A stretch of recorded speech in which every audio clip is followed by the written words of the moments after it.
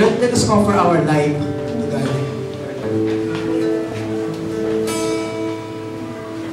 Lord, I offer my life.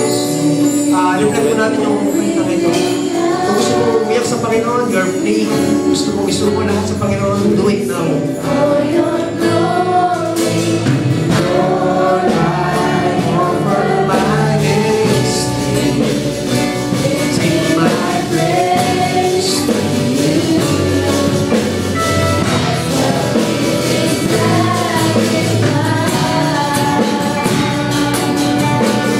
Lord, I offer you my life. Kasi this thing in the past, is the past. In the past, easier than sin, wishes and dreams that are yet to come true. All of my plans, my heart and my brain. Come on, taas mo natin ang kamay natin sa Panginoon this evening. Let's offer our life to God. Lord, I offer my life to you. Everything I do, just live for your glory.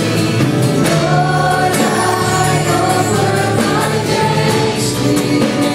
Lifting my praise to you. As the reason sacrifice.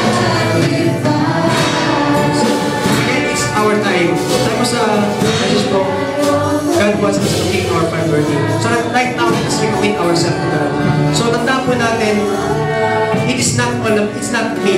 It's not all about me. It's not all about the preacher, but it is all about God. Amen? And right now, kung gusto mo maging maapoy sa Panginoon, if you want your fire burning for Him, pray po. Inaanyayahan kita lumapit sa harapan. Maluwag po itong harapan natin. Again, it's not all about me. It's all about God. It's all about Jesus. Amen. Hindi kayo lapit dito dahil sa akin. Lapit kayo rito dahil sa ating Panginoon. Amen. If there is cherem in your life, it's about time to live it to God. Amen. Sabihin mo lang sa Panginoon, Lord, I offer everything to you.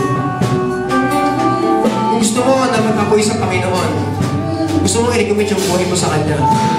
Again, take a big step of faith right now. So it doesn't matter kung ikaw ay leader, it doesn't matter. Ang mahalaga rito is between you and God. So wala kong titingin